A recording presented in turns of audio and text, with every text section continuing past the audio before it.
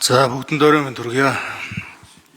За эрдэвшигчээс одоо зарим нэг ганц нэг асуултууд авахарч байгаа шин нэмж тодруулах зүйлүүдээс асууя гэж ингэж бодсон юм.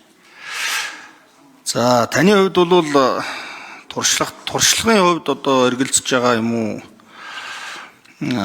Итгэхгүй байгаа тийм хүн бол гарахгүй байгаах гэж бодогдож байгаа. За одоо олон салбарт олон институтад удирдах ажил хийсэн ийм хүний хувьд за өнөөдрийн энэ асуултанд хариулж байгаа байдлыг харахад ч гэсэн бас үнэхээр ажиллаа мэдж байгаа асуудлуудаа бол бүрэн дүрэн ойлгож байгаа ийм байдлаар хариулт өгч байгаад бол бас талархалтай хандж байна. За энэ нэгдүгээрт миний асуух гээд байгаа нэг зүйл энэ бизнесийн орчныг сайжруулах тал дээр дээрээс нь татварын шинжилгээг хийх тал дээр одоо ямар арга хэмжээнүүд авах вэ гэдгийг л одоо маш олон бизнес эрхлэгч нар энэ хувийн хвшлийн олон одоо аж ахуйн нэгжүүдийн төлөөлөл бол харж байгаа хаа гэж ингэж бодогдож байгаа юм. Тэгэхээр зэрэг энэ ялангуяа нэмэгдсэн өртгийн албан татварын хувь хэмжээг өөрчлөх, за тэгээ нийгмийн даатгалын шимтгэлийн хувь хэмжээг нэмэгдүүлэх, өөрчлөх тал дээр та одоо ямар арга хэмжээ авах уу гэдгийг нэгдүгээрт асуухыг хүсэж байна. За хоёрдугаарт манай энэ говийн бүс нутаг одоо байгаль орчин уг амьсгалын өөрчлөлтөнд хамгийн их өртөж байгаа ийм бүс нутаг. За тэгээд энэ байгаль орчинтой холбоотой за саяхан одоо энэ гишүүдийн яриад байгаа усны төслийг одоо хэрэгжүүлэх энтергээд ингээхлээр зэрэг эцсийн бүлэгтээ бол эдийн засаг дээр очиод гацчихдаг.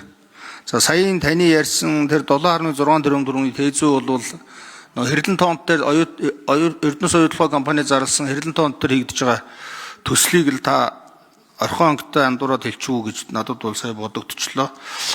Тэгэхээр зэрэг би юу хэлэх гэсэн ихлээр зэрэг ер нь одоо энэ Өмнөг аймгаас ч бай ер нь говийн бүс нутгаас энэ улсын төсөв татад төвлөрүүлээд байгаа Дөрвөн Наранбаатар гишүүн хэлжсэн 3.4 их 80 төгрөгийг амнатын татварт аваад байдаг. Дээрээс 1.7 тэрбум төгрөг төсөв төвлөрүүлээд байдаг.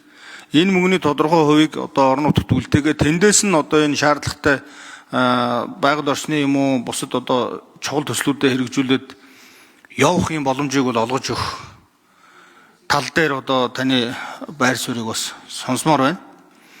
За хоёрдугаарт энэ халамжаас хөдөлмөрлөө шилжих тал дээр бид нар одоо ямар бодлого барих вэ? Жишээ нь таны засгийн газар ямар бодлого барих вэ? Одоо бид нар бол яг үүндээ халамжийн хэмжээ бол хэтэрхий одоо их байна, хөдөлмөрт одоо дургүй байна гэдэг ийм шүүмжил бол байнга явж байдаг болохоор зэрэг энэ дээр одоо таны байр суурийг бас сонсъё гэж ингэж бодож байна.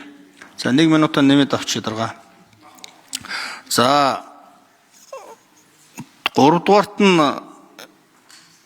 энэ сэргийгт гэрчим хүчийг бол одоо бид нар хөгжүүлэн сэргийгт гэрчим хүчийг энэ одоо төслүүдийг гадна дотны хөрөнгө оруулалтуудыг бид нар одоо авна авчирна гэж одоо зөндөө олон жил бас одоо энэ үе үеийн сайд нар л яриад байдаг. Яг амьдрал дээр бол хэрэгжиж байгаа юм байдаггүй. 2019 онд энэ сэргийгт гэрчим хүчний тухай хууль нэмэлт өөрчлөлт оруулаад энэ эрчим хүчтэй дамжуулах сүлжээнд холбогдсон ажиллах сэргийгт гэрчим хүчний үүсгүүр барих төслийг үнийн саналаар нь өрсөлдүүлэн сонгон шалгаруулна гэдэг нэг нэмэлт өөрчлөлт орсон юм билээ. Гэсэн энэ нэмэлт өөрчлөлт орсон цагаас хойш нэгч төсөл сонгон шалгаруулаг өнөөдрийг хүртэл ингээ гаццсан. Олон компани аж ахуйн нэгжүүд энэ дээр гадны хөрөнгө оруулагчид авцараад ингээд ажил эхлүүлээ явах гэдэг ингээ өнөөдрийг хүртэл ингээ 5-6 жил ингээ гацаатай хэвээр ингээ яваад байдаг. Тэгээ энэ тал дээр таны бас реформ шинжилт хийх одоо ийм байр суурийг бас за хариулт өгье нэр дэвшигч. За цагаан үг мөнхөдөгчний асуултанд хариулъя. Татварын реформын асуудлаар.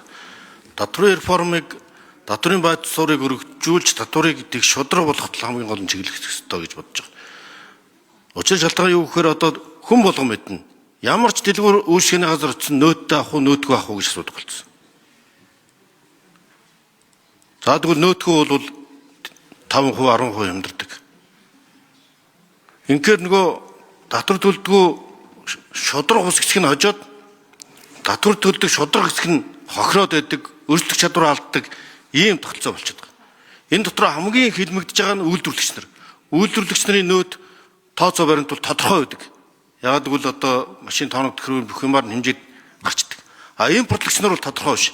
Манай гайлын ил тод, авилгал, гайлын татвар, импортын татвар тэрний гадаад нөөтөө төлөхгүй орж ирж байгаа байдал бол урд хойд хөлийн алтан болог замуудын бомб төр гаалтай гаалгын машинаас ахуулаад бизнес эрхэлдэг бүх хүмүүс бараг ярьдаг.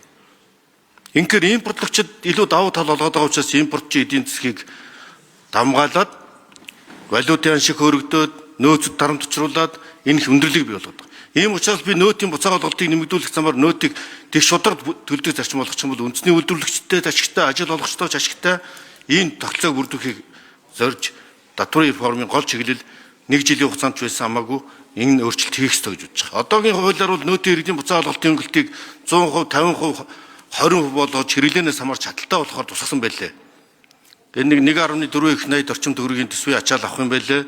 Одоо нэг 168 мянган төгрөгийн нөөт төлж байгаа хүн 145 мянгаар одоо нэг 300 мянга хүртэл бол ингээд энэ хөнгөлт эдлээд арай бага ачаалтай болно гэсэн ийм тооцооллууд хийгдэж байгаа. Гэхдээ энэ хэрэгжилтийн үед бас хүндрэлтэй байх магадaltaй. Ийм учраас энийг наривчлан ерхий сайдаар томилогдсон нөхцөлд сангийн сайд, сангийн яамныхантайгаа сууж тооцоолыг наривчилж харна. Ер нь бүх бараа нөөдтэй баримттай шударга болчвол татварын бааз өргөжөөд тэлээд үр дүнд нь татварын нийтлэг ачаалал дарамт буурах, энийгээ дагсан олон төрлийн татварын чөлөөлөлт босгоод самаарсан тэр нөөттэй бараа, нөөтгөө бараа гэдэг нөгөө бизнес эрхлэгчдийн таран загц зардал, бизнесийн зардал буурах гэх мэтлэн олон эерэг талыг бий болгоно. Энийг 2015 онд энэ буцаан олголтыг хэрэгжүүлэх үед бас нөөтийн орлого буурна гэж сонсч байсан боловч нэмэгдсэн далд эдийн цэглэн болсон олон баримт судалгаанууд нотолдог. За ингэснээрээ бас одоо би иргэдэд татварын дарамт үзүүлэхгүйгээр одоо хит энэ ялгааг басгасан хит тансаг хэрэглээний буюу өндөр татвар, за Улаанбаатарын төвжирлийг бууруулах чиглэгдсэн төвийн байрлалын үйл хөдлөлгөөний татварыг нэмэгдүүлэх мэтлэн ийм татварын бодлогуудыг бол хэрэгжүүлэх шаардлагатай. 4.10 татварын бодлогыг хэрэгжүүлэхэд би бас татварын ажлын хэсэгт ажиллаж ирсэн юм. Энийг бол хувийн хвшлээ дэмжих зорилгоор хийсэн. Энэ дотор үлдсэн 2 татвар бол үйл залгамжлалын татвар, үйл хөдлөлгөөний татварын реформыг хийж чадаагүй. Энэ хоёрыг хийж бас энэ үр дүнтэй эрүүл нийгэм бий болоход анхаарч чадна. Энийг би танхим бизнес эрхлэгчид маань зөвөр ойлгож хүлээж авч хилцэж зөвлөлдөж чиглэл гаргаж чадна гэж бодож байна.